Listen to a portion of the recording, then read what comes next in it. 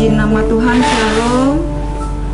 Mari sama-sama kita siapkan hati kita untuk datang di hadapan Tuhan. Kita mau beribadah. Bapa yang baik, Bapa yang kami sembah di dalam nama Tuhan Yesus, kami mengucap syukur Tuhan atas kasih-Mu. Sepanjang minggu Engkau menyertai kami, memberkati kami, memelihara hidup kami. Ampuni setiap kesalahan kami, dan kami juga melepaskan pengampunan bagi orang yang bersalah kepada kami. Terima kasih Tuhan, kami ada sampai hari ini, itu semua karena anugerah-Mu. Terima kasih Tuhan, Engkau memberkati kami semua. Lewat hamba-Mu Engkau berbicara kepada kami, agar setiap kami dapat menangkap isi hati-Mu Tuhan. Kami mau menjadi pelaku firman, hidup dalam tuntunan Roh-Mu. Terima kasih Tuhan Yesus.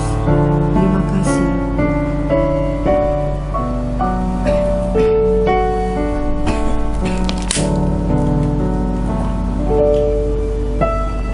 Ku ada sampai hari ini, itu semua karena anugerah-Mu. Ku hidup sampai hari ini, semua karena kebaikan-Mu. Ku bersyukur,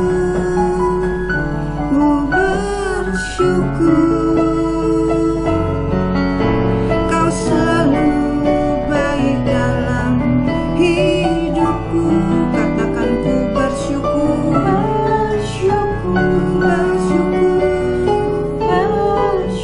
amin. Selamanya ku menyembah-Mu. Terima kasih Tuhan Yesus. Ku ada sampai hari ini, itu semua karena anugerah-Mu.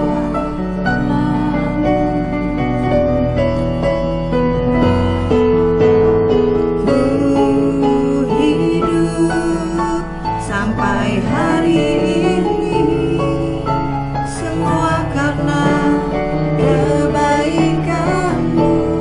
Kami angkat tangan kami, kami mengucap syukur Tuhan. Ku bersyukur, Kau selalu baik dalam hidupku. Katakan ku bersyukur, sekali lagi ku bersyukur, amin Tuhan. Selamanya ku menyembah-Mu. Ku bersyukur, amin. Ku bersyukur, Kau selalu baik dalam hidupku. Kami bersyukur, ku bersyukur,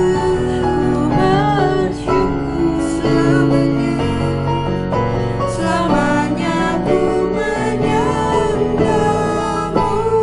Ku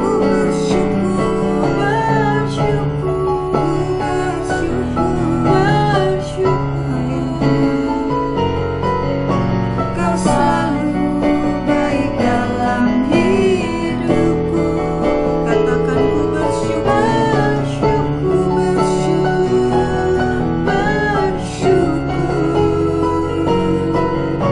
selamanya ku menyembah-Mu.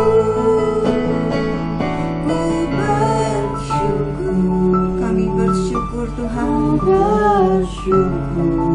Engkau selalu baik Tuhan, Kau selalu baik dalam hidupku. Kami bersyukur, ku bersyukur,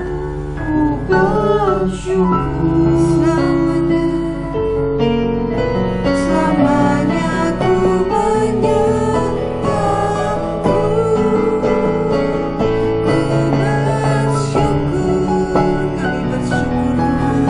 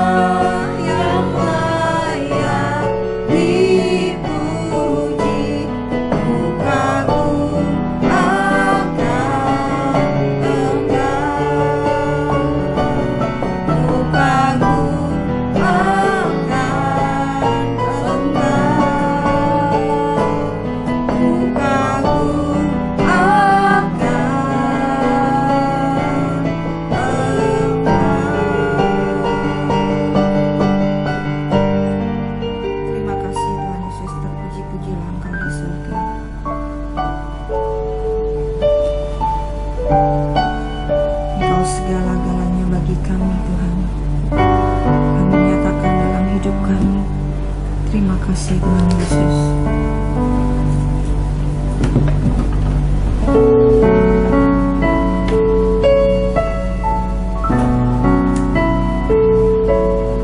Kau Bapa yang mengasihiku, kuasa-Mu memulihkanku, hati yang baru Kau berikan untukku dapat melihat rencana-Mu indah bagiku. Kau ada di setiap jalanku, hatiku haus dan lapar akan Engkau. Amin. Kaulah segalanya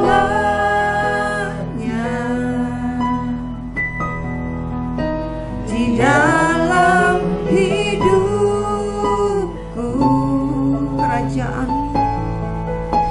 Kerajaan-Mu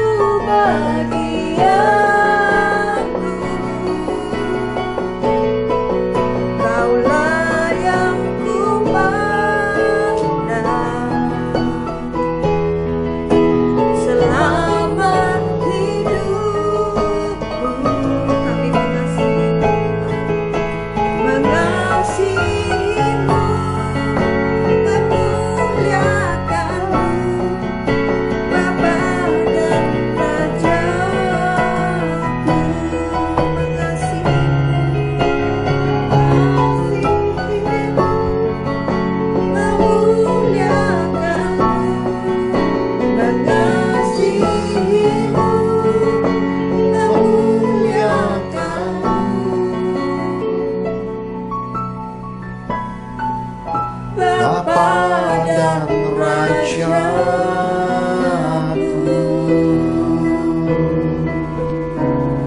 Penuhi kami dengan kasih-Mu Tuhan, supaya hidup kami di dalam kekudusan-Mu, hidup taat akan firman-Mu, hidup melakukan perintah-perintah-Mu, hidup di dalam kasih, hidup di bumi seperti di sorga.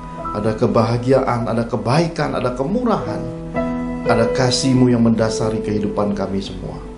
Berkati kami semua, anugerahkan kasih, roh hikmat, roh pengertian, pengenalan yang benar akan Engkau di tengah-tengah kami, dan berkati kami lagi.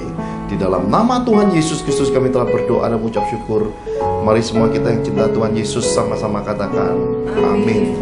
Bapak Ibu terkasih di dalam Tuhan, mari kita lihat kembali pesan Amos pasal 5 untuk mendasari pekabaran firman Tuhan pada kesempatan yang luar biasa ini. Amos 5 ayat 4-6. Beginilah firman Tuhan. Sebab beginilah firman Tuhan kepada kaum Israel. Carilah aku, maka kamu akan hidup. Janganlah kamu mencari Betel, janganlah pergi ke Gilgal, dan janganlah menyeberang ke Beersheba. Sebab Gilgal pasti masuk ke dalam pembuangan dan Betel akan lenyap. Carilah Tuhan, maka kamu akan hidup. Supaya jangan ia memasuki keturunan Yusuf bagaikan api yang memakannya habis dengan tidak ada yang memadamkan bagi Betel. Amin. Haleluya. Pada bagian yang kedua dari pengertian pesan Tuhan hari ini, kita masuki satu tema, jangan pergi ke Gilgal.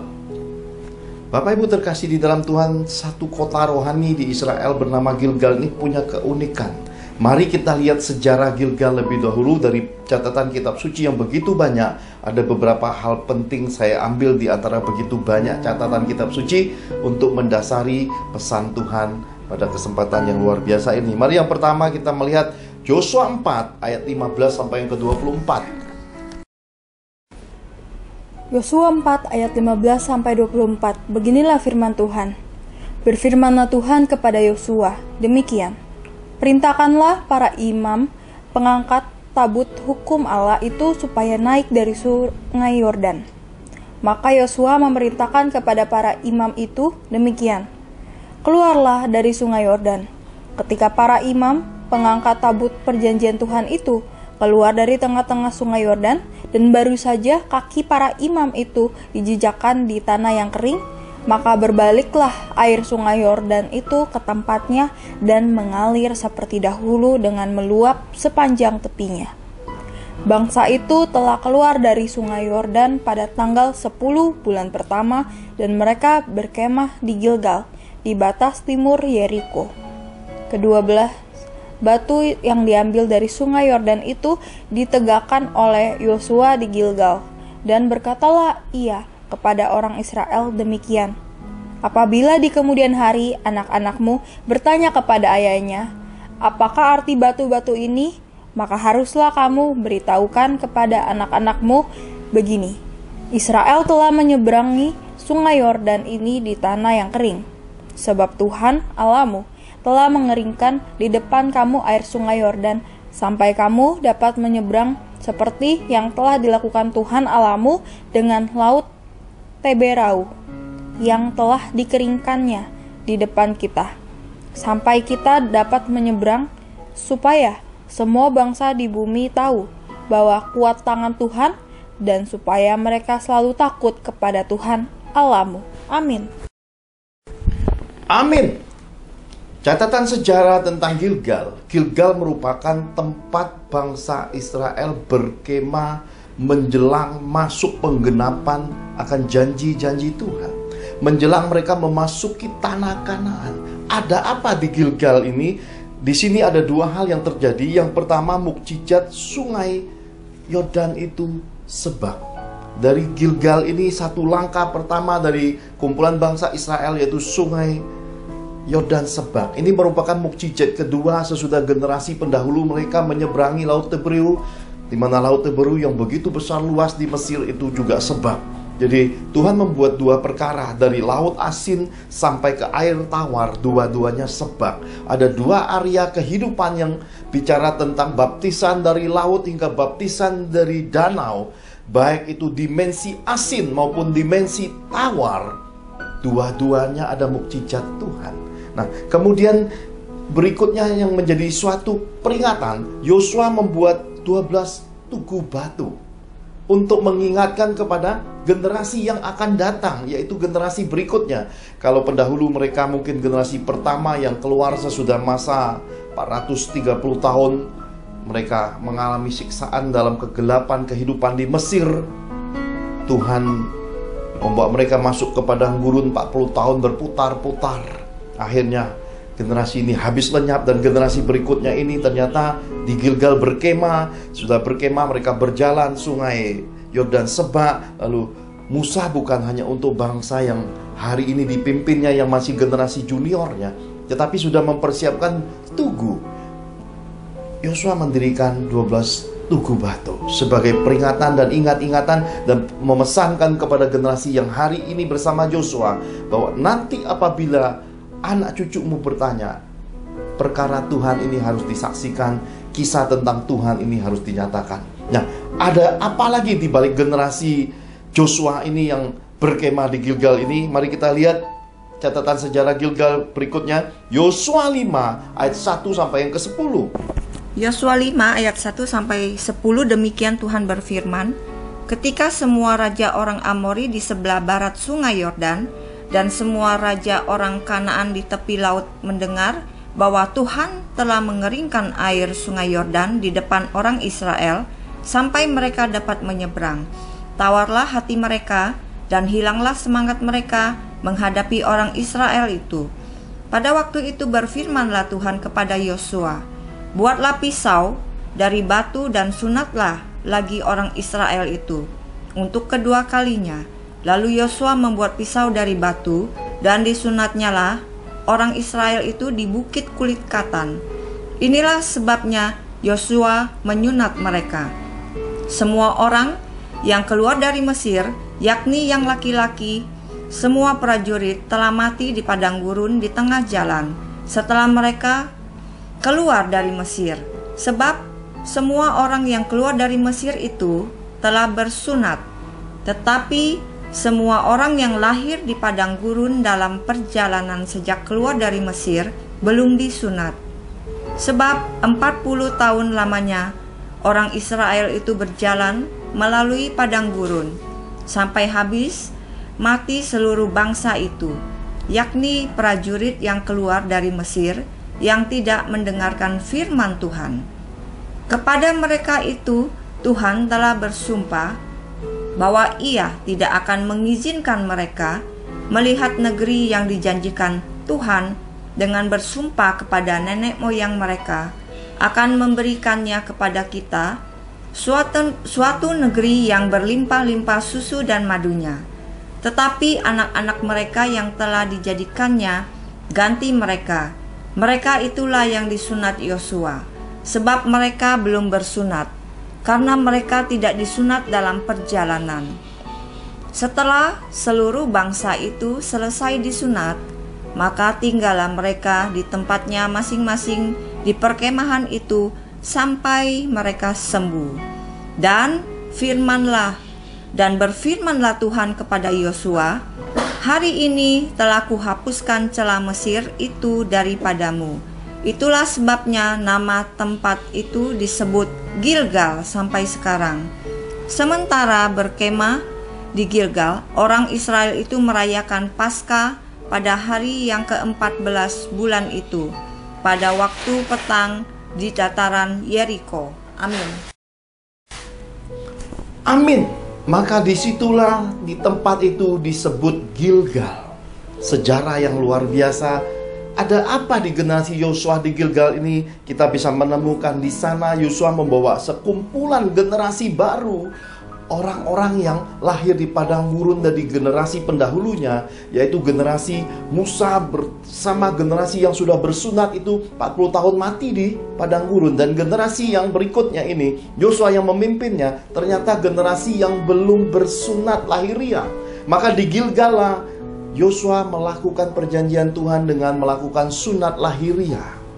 Bapak Ibu terkasih di dalam Tuhan, segala sesuatu adalah saling melengkapi. Ada bayangan, ada yang aslinya. Ada yang dinyatakan pendahulu, ada penggenapannya. Ada ganjil, ada genap. Maka daripada itu kita bisa menemu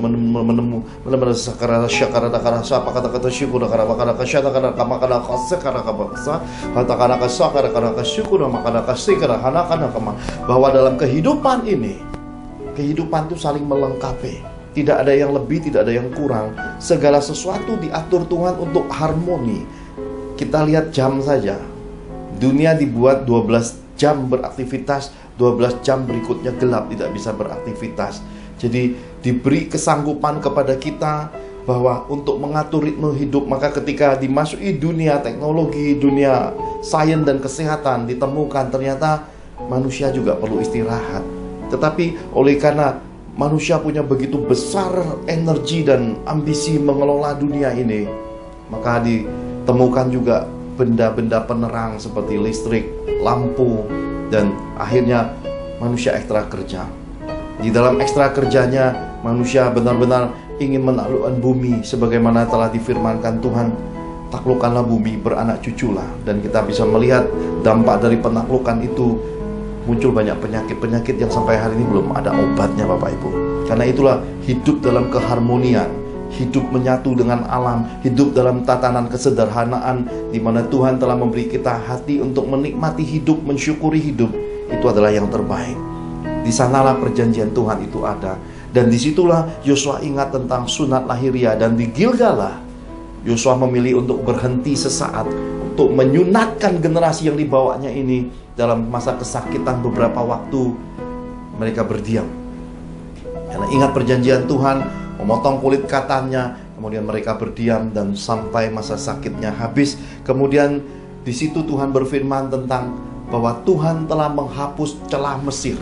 Ternyata manusia tidak serta-merta begitu dibaptis, begitu terima kehendak Tuhan, mendengar suara Tuhan tuh langsung kudus, ya, holy, perfect, ya, semuanya langsung sempurna.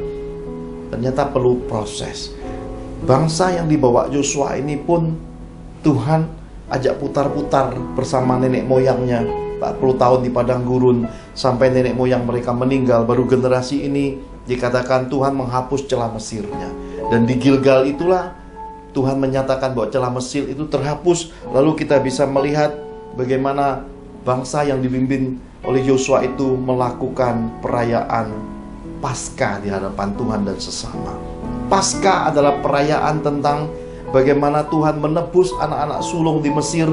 Tuhan menghancurkan, membinasakan generasi sulung dan menebus generasi sulung anak-anak Mesir dengan pengorbanan domba. Jadi Bapak Ibu terkasih di dalam Tuhan, mereka ingat kebaikan Tuhan ini.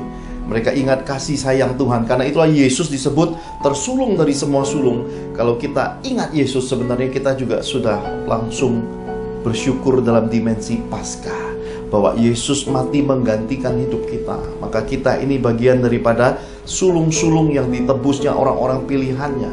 Bukan kita yang memilih Tuhan, tapi Tuhan Yesus lebih dulu memilih kita. Kita memahami dimensi ini, sejarah ini melengkapi bahwa tempat itu disebut Gilgal karena di sana ada kembali perjanjian sunat lahiriah pada generasi baru. Kemudian Tuhan menyatakan tulah, ya, celah, kutuk, buah, benih, perbuatan, kehidupan dari Mesir yang membawa kematian, penyakit, kehancuran, perpecahan, dan begitu banyak luka hidup itu dihapuskan. Dan ini terbukti. Tuhan tidak sembarang bicara, karena kitab suci mencatat pada generasi Joshua lah, di mana generasi yang celah Mesirnya sudah dihapus Tuhan ini, kitab suci mencatat generasi itu hidup benar sampai Yosua tutup mata, sampai para penatua orang-orang kepercayaannya berakhir. Baru generasi berikutnya akan jatuh bangun lagi. Tapi selama Yosua hidup, generasi para penatua Yosua hidup, bangsa Israel hidup benar di hadapan Tuhan. Ini menarik sekali. Nah, saya mau ajak melihat sesudah Yosua itu banyak sekali generasi hakim-hakim, tapi kita mau lipat. Jadi kita mau lompat sedikit ke generasi Gilgal, pada generasi raja pertama dari bangsa Israel. Mari kita lihat sejarah Gilgal ini melalui 1 Samuel 13 ayat 8 sampai yang ke-14. 1 1 Samuel 13 ayat 8-14. Beginilah firman Tuhan. Ia menunggu 7 hari lamanya sampai waktu yang ditentukan Samuel. Tetapi ketika Samuel tidak datang ke Gilgal, mulailah rakyat itu berserak-serak meninggalkan dia. Sebab itu Saul berkata, "Bawalah kepadaku korban bakaran dan korban keselamatan itu."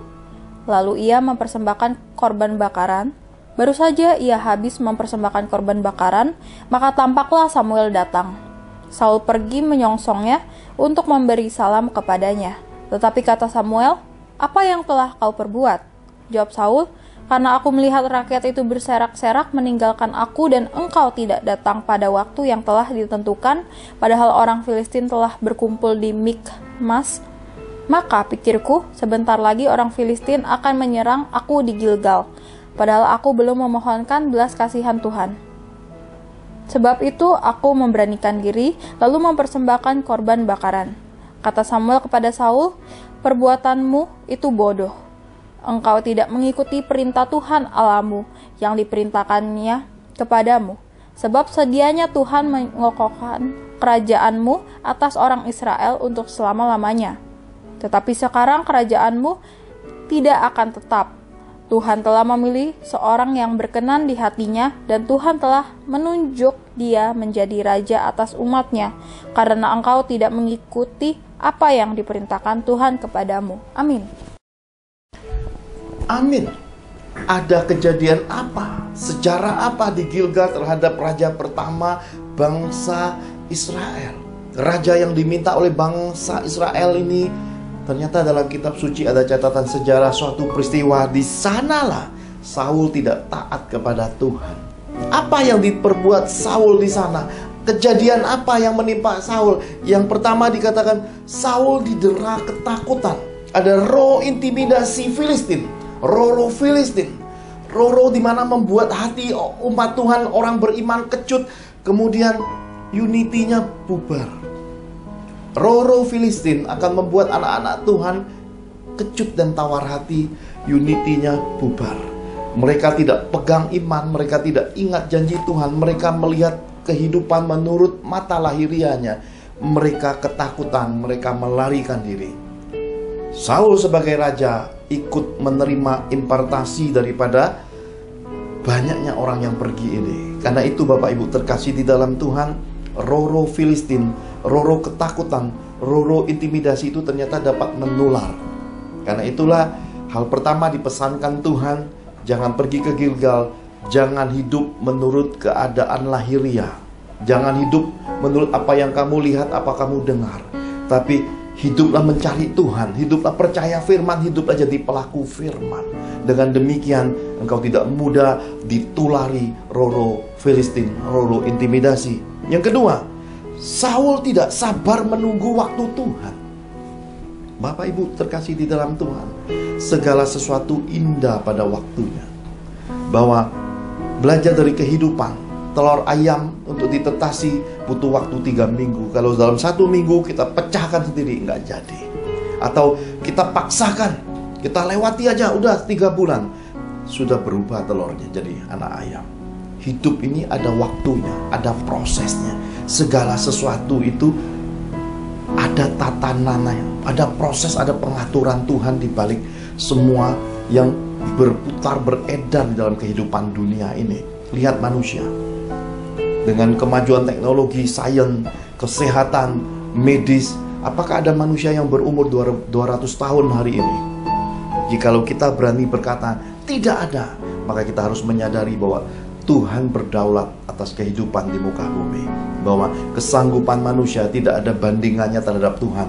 Bahkan dokter-dokter yang bisa mengobati banyak orang pun belum tentu bisa mengobati dirinya sendiri. Jadi kita ini hidupnya harus harmoni, saling melengkapi. Bahwa satu dengan yang lain punya talenta untuk saling melengkapi. Oh, karena saya dokter, ya, saya serba bisa. Seorang dokter perlu pakaian, dia perlu tukang jahit. Ya. Seorang tukang jahit ketika sakit perlu dokter. Tukang jahit dan dokter perlu tukang pangkas rambut. Karena kalau enggak rambutnya kan gondrong sampai ke lantai.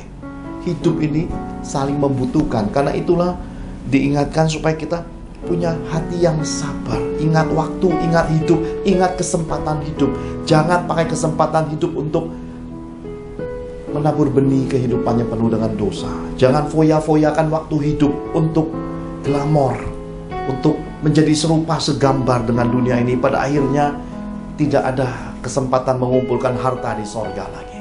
Alangkah berbahagianya orang yang sejak masa mudanya hidup taat dengan Tuhan, melakukan perintah-perintah Tuhan, mendengar nasihat dari orang tuanya. Sebagaimana Salomo menuliskan kitab Amsal, dengarkanlah didik orang tuamu. Salomo memberitahukan kepada seluruh umat Tuhan tentang kejatuhannya dan menuliskannya pada kitab Pengkhotbah sebagai kata sia-sia, bahwa semua di bawah langit ini banyak kesia-siaannya. Tetapi hidup takut akan Tuhan, berpegang pada perintah-perintahnya, itulah kunci kehidupan. Dan Daud dengan bijaknya mengajarkan Salomo pemahaman-pemahaman ini.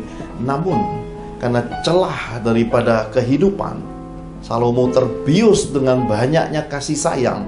Istri-istrinya membelokkan hatinya untuk jadi penyembah berhala. Maka kita menemukan pada generasi Salomo mencapai puncak penyembahan berhala, membuat Tuhan murka dan memecahkan kerajaan Israel saat itu. Oleh karena itu kita mari belajar dari sejarah, belajar dari waktu ke waktu, karena Tuhan mencari yang lalu. Di bawah kolong langit ini, segala sesuatu yang ada hari ini sudah pernah ada dan akan terus ada di muka bumi ini. Tapi generasi yang bijaksana akan memberi waktu buat Tuhan dan akan mencari waktu-waktu terdahulu untuk menemukan Tuhan. Supaya apa? Supaya waktu-waktu hidup yang terbatas, kesempatan hidup ini, hidup berharga, hidup jadi berkat, hidup melakukan firman Tuhan, hidup mengumpulkan harta di sorga, dan hidup berbahagia selagi hidup. Haleluya. Dan yang ketiga dikatakan Saul mengambil alih tugas nabi dan imam. Ada banyak kehidupan ini tumpang tindih, dan ketika orang punya otoritas, ketika orang pegang uang, mereka tidak menghargai tatanan Tuhan. Dan ketika dibuka medsos, ketika dibuka semua jalur kehidupan, semua orang berkata-kata liar dan tidak menyadari. Terkadang mereka mengambil bagian seperti Saul. Mereka lupa diri, mereka lupa siapa dirinya, dan mereka menyamakan dirinya dengan orang-orang yang dikaruniakan, yang dipilih sejak lahirnya. Dan mereka berkata, kami juga dipilih, kami juga dikaruniakan sejak lahirnya. Mereka lupa bahwa ada Datan, Korah, Abiram yang memberontak, yang ingin menyamai Musa dan Harun. Dosa yang sama, dosa pemberontakan ini terus terulang sejak zaman perjanjian lama, perjanjian baru, hingga menjelang kedatangan Tuhan. Ada banyak orang tidak berhati-hati, tidak memahami kitab suci, sembrono mengucapkan kata-kata. Dan banyak juga yang mulai menafsirkan kitab suci dengan tujuan menarik umat, dengan tujuan satu hal yang berbeda diekspos. Satu coba mengalahkan yang ke-99.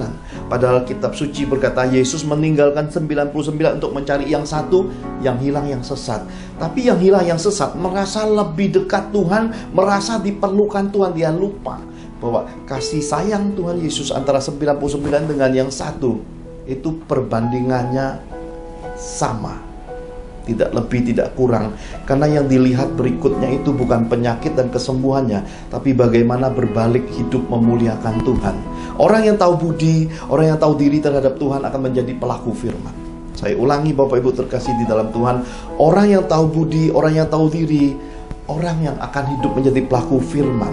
Karena mereka tahu bahwa hidupnya itu semuanya datang dari Tuhan, mereka akan genapi firman. Seperti 10 orang kusta yang berteriak di pinggir jalan, Rabi, Yesus, Mesias, sembuhkan kami. 10-10-nya sembuh, tapi tinggal satu yang berbalik pada Yesus, dan itu orang asing, orang Samaria. Sedangkan 9 orang yang luar biasa itu pergi.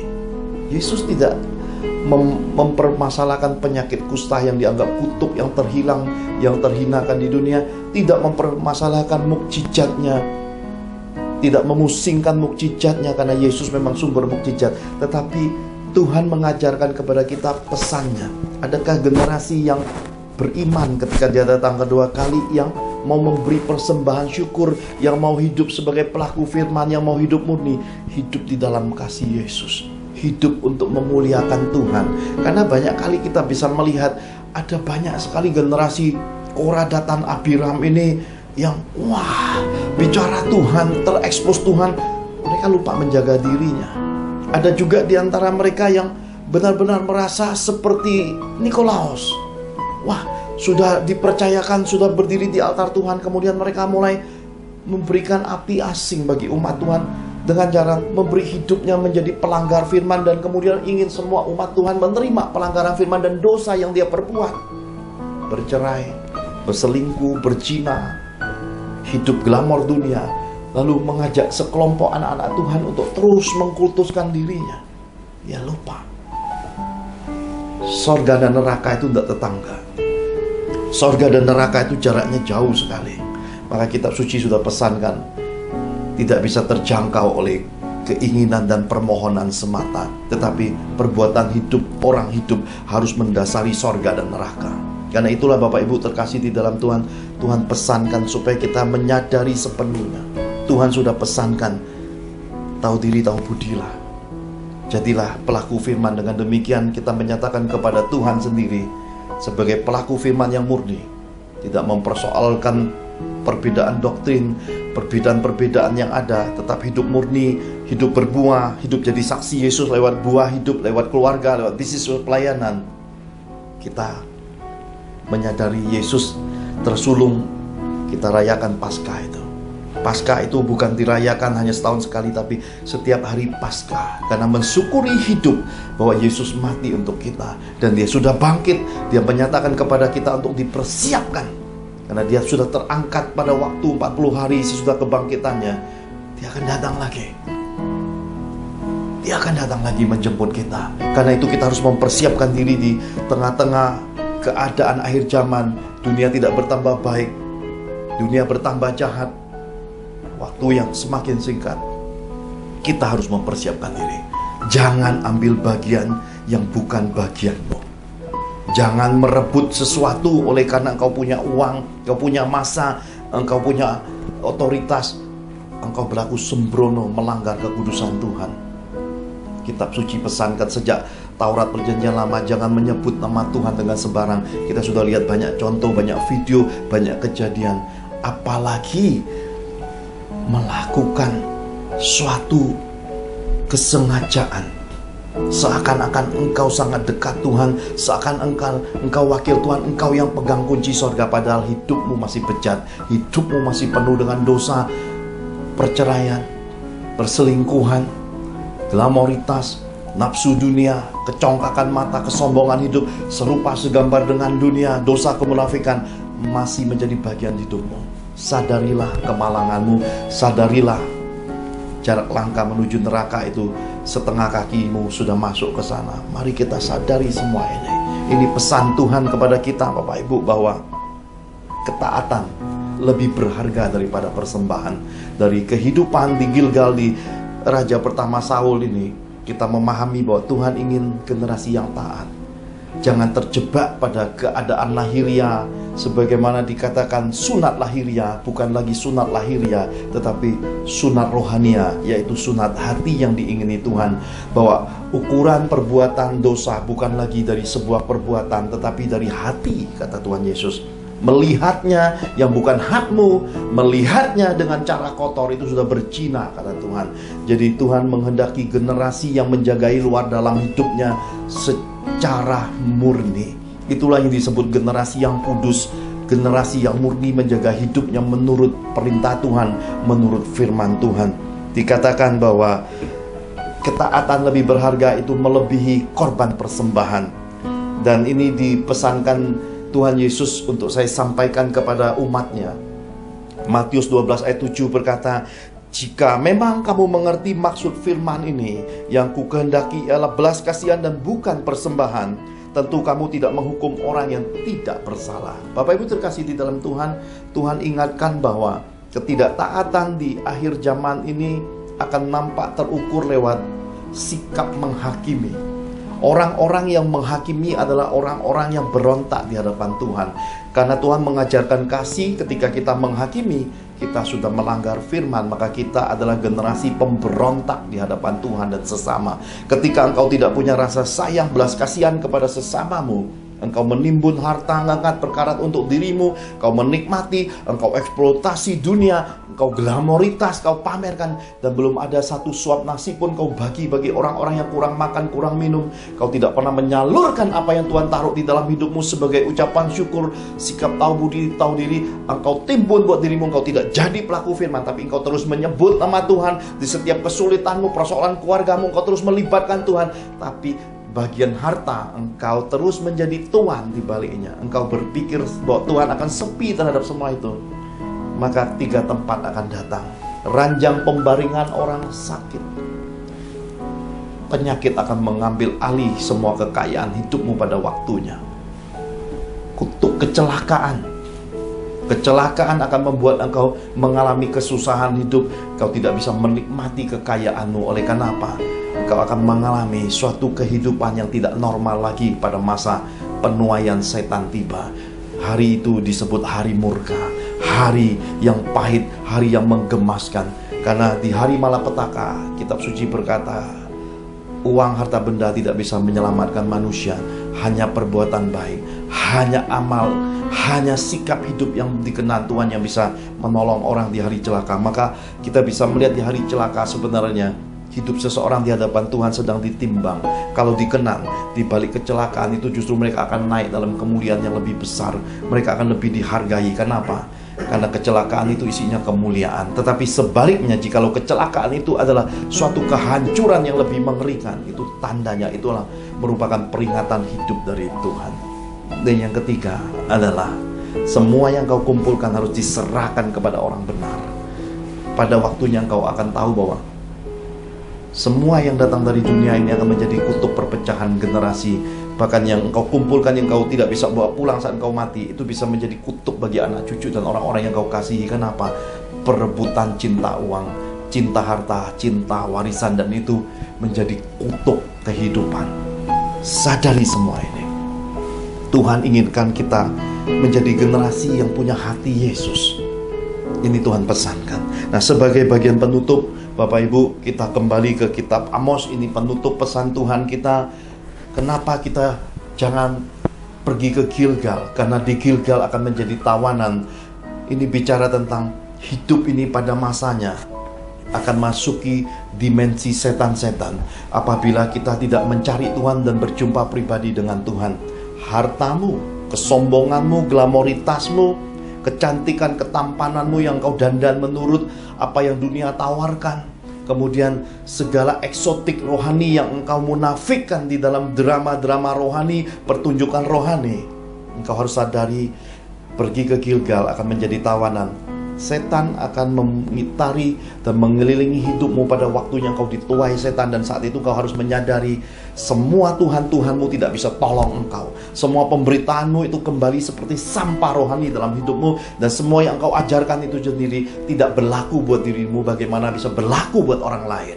Karena di balik segala kemunafikan dan kepalsuan, semuanya akan terbakar menurut hari Tuhan, menurut api Tuhan. Karena itu ini pesan peringatan supaya jangan menjadi tawanan di Gilgal.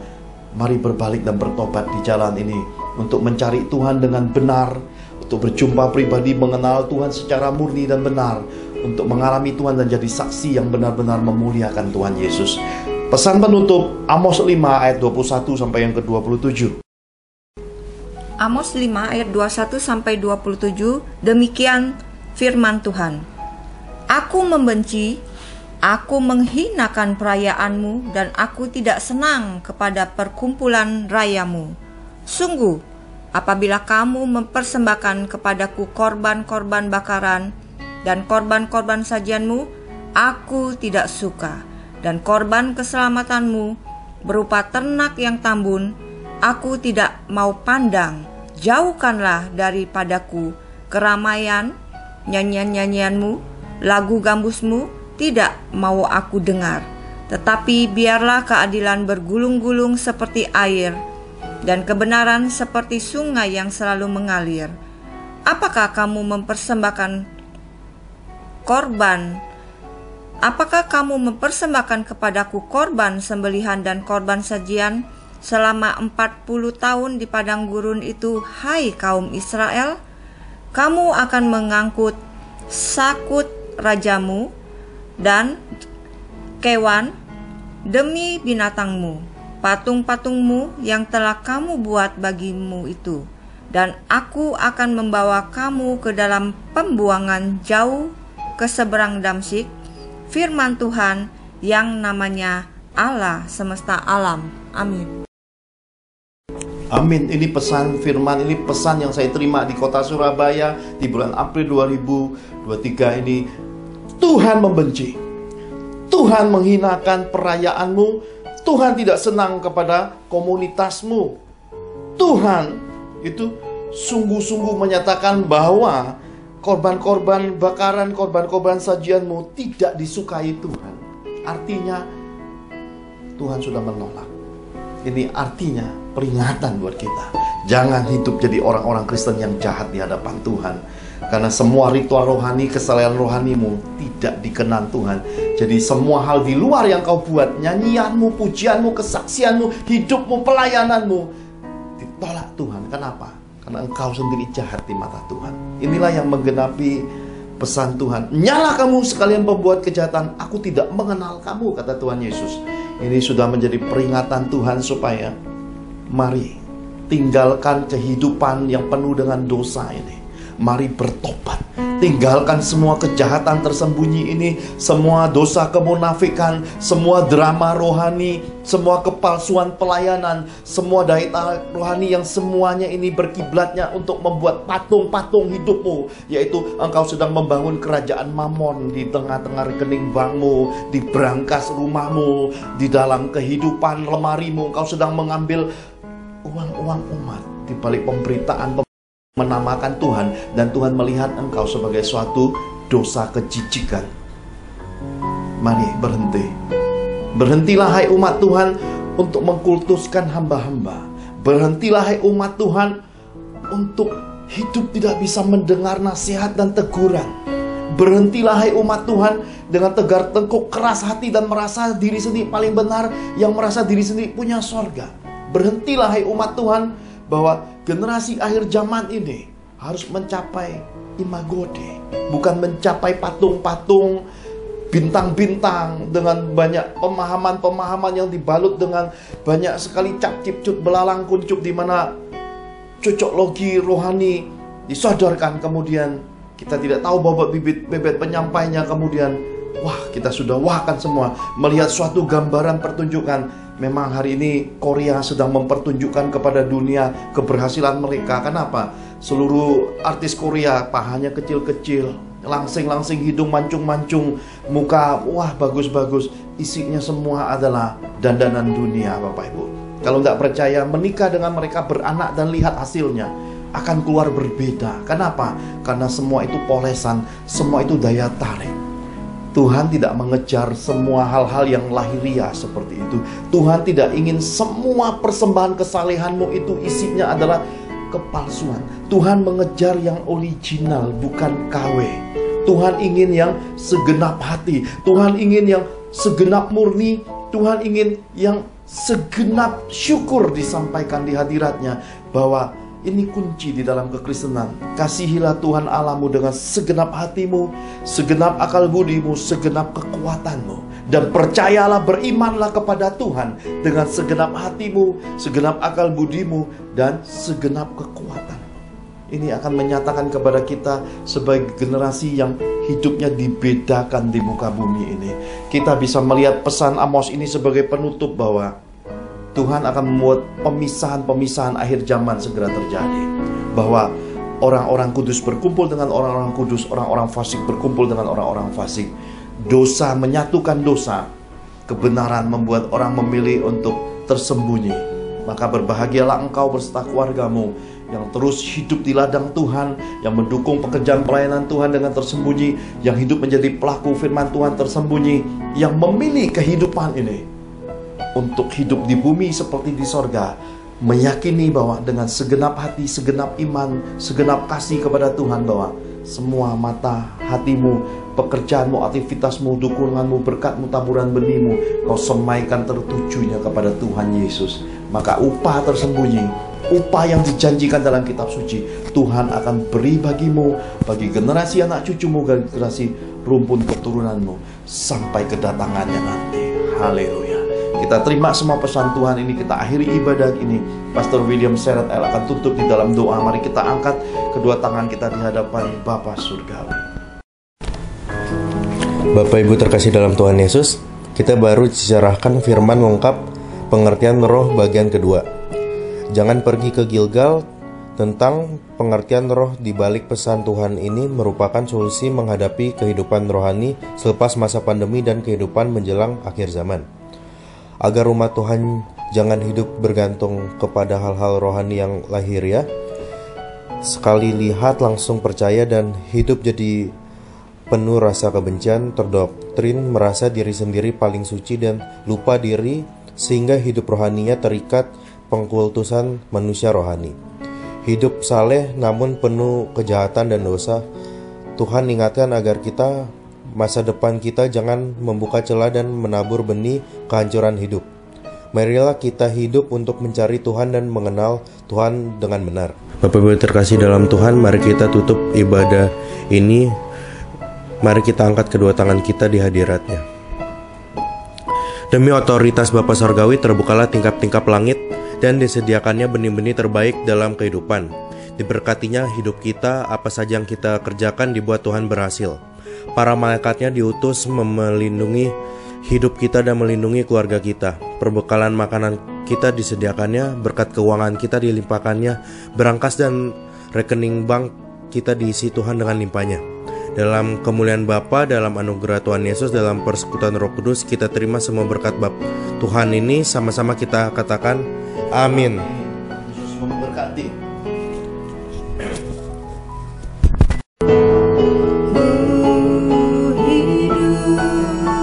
Sampai hari